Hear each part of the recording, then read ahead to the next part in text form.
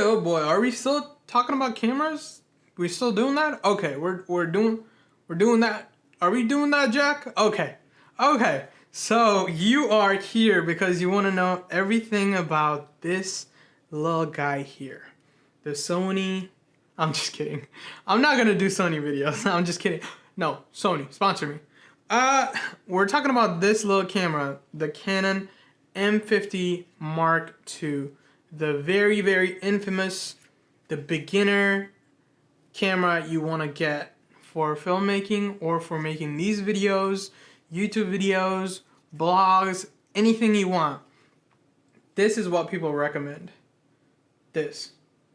So let's talk about it. So if you're looking for a hybrid camera, a camera that shoots photos as well as takes great videos, this is one of the best cameras. Not the best, hold on. This is not the best, but this is one of the best, if not the second best camera that you can buy right now in 2022. If you want to get started on YouTube or you want to get started on making videos, this is a great camera. And one of the things that this differentiates from this camera right here, the ZV-1, is that it has interchangeable lens. This lens right here. Of course, you can have adapters to this, and you can have a Tamron lens, you can have a Sigma lens, so many lenses. Like this camera, in a couple years, 4K 30 is pretty standard now, but in a few years, this is gonna just be outdated, so might as well throw that. But this camera with an adapter, with a new lens, I think this is a very long-lasting camera. Now, with the rumors being that Canon is probably going to kill their M50 lineup, I am not so sure about recommending this camera. And let's talk about why. Like any other Canon cameras, this camera comes with a flash, which I think is pretty neat. It's one of those little things that, I don't know, you just imagine it's in a camera, and it is in this camera. The camera that I'm using and the camera this guy, they don't have flash.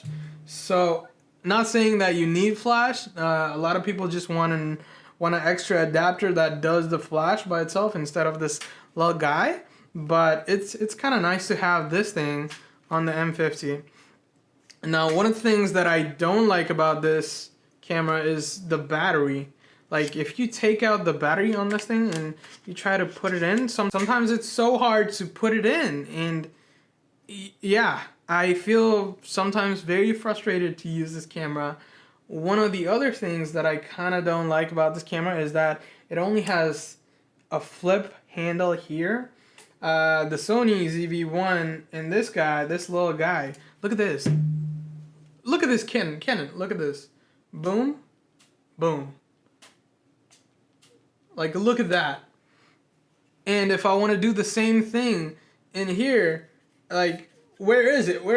Oh, and you have to apply, like, a lot of force. Not saying that's a problem, but Canon, just have clippings here so I can just take it out and not search for it. Canon, my hand is jammed. But yeah, that's one of the disadvantages, if you will, about this camera. One of the other thing that's really annoying to me, and it might just specifically be me, is that I like to put the camera, I like to close the lens whenever I'm not taking anything, and I like to put the lens cap on it.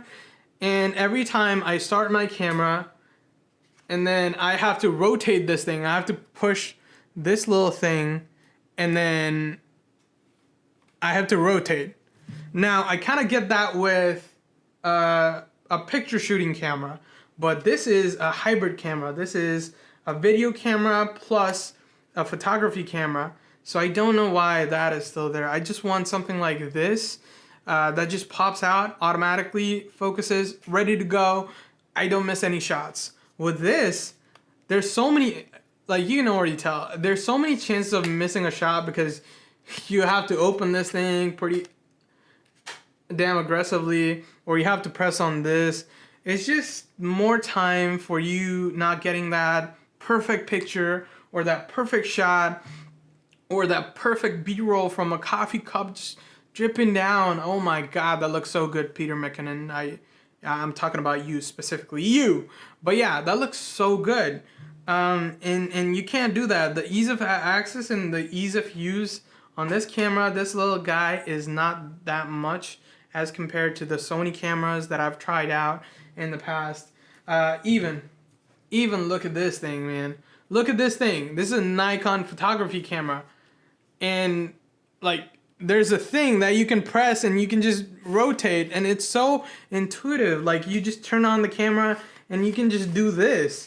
But no, Canon has to go this way, that you have to press this tiny small lever right here, and then that releases that thing. Like, what am I supposed to do? Am I just supposed to put it on here every time and press this thing? Like, just make it a push button where I can open it and close it whenever I want, Canon.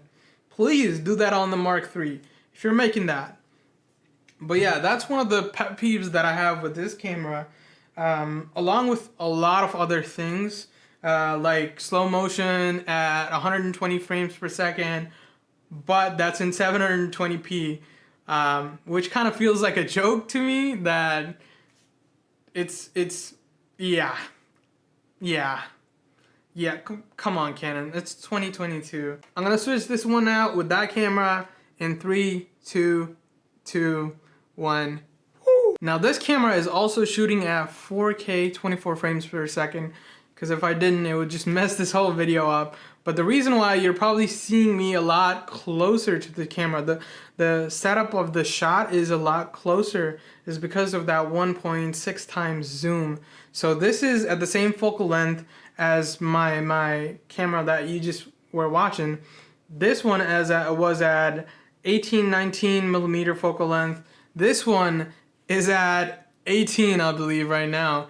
And you can see how zoomed in my face looks. Like, I'm at the same spot that I recorded the video. You can just see how, yeah, you can just see. So if you're recording this in 4K, you do have to think about that you gotta set up your shot a little bit wider, so it's gonna zoom into your face a little bit more. So you gotta be a little bit farther than the camera. You can't be at the same place as these cameras, because yeah, you can't. There's still the crop here on the ZV-E10, but the crop can't. You can just get away with the crop with manual settings, but this one is just, yeah, it's shot on this one with intelligent auto. I think that's the best way to test any cameras, is with intelligent auto. I feel like the colors look pretty good, that it looks more realistic, quote unquote. And the face tracking is just unreal with Canon. Canons have always had like good color profiles. So I expect this in post to look a lot better than this in post, without any kind of like adding colors or luminosity or anything like that. Without color grading, I think this camera is gonna look the best. But again, so something that's pretty unique about this camera that I love is actually not even the camera, the battery charger. It feels like it can't do the product like showcase like how I do with this, but this is the charger that you get for this camera. And I just feel special when I see these things, because they have the prong and you can just charge this and you can put it to the wall and boom, you're ready to go. Just put in the battery.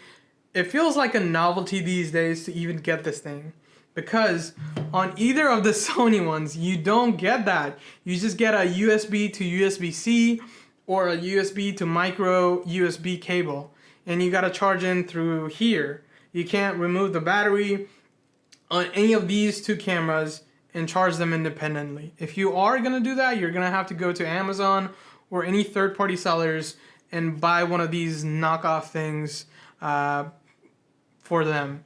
So this feels like a novelty, and I honestly, Canon, if you're watching this, I feel very special when you include something like this. So I am expecting a version of this camera, the M50 Mark III, to have this thing, because I'm so much in love with this. But yeah, this camera is pretty good when you compare cameras like this. And this is $100 cheaper than this camera and $50 cheaper than this camera. So you're getting a better deal. One of the things that I am also noticing,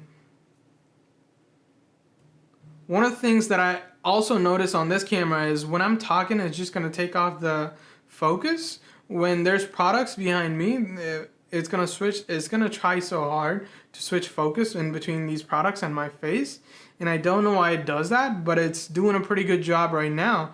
But when I was out with this camera and I was zooming in on the sky and taking it down here, showing the nature and stuff like that, this camera struggled a lot to get into focus mode, and I don't know why.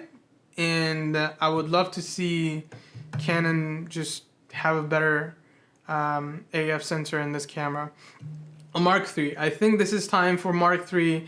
It's gotta have 180 1080p with, I don't know, 240 frames per second. You gotta have 4K at 30, 4K at 24, 4K at 60. Heck, even because you got competitors like this, where Sony is doing a great job at this, and there's not a lot of things to pick on this Sony, but there are, honestly, and I think you can get ahead of these guys by making a better product on the M3 version of this Canon. So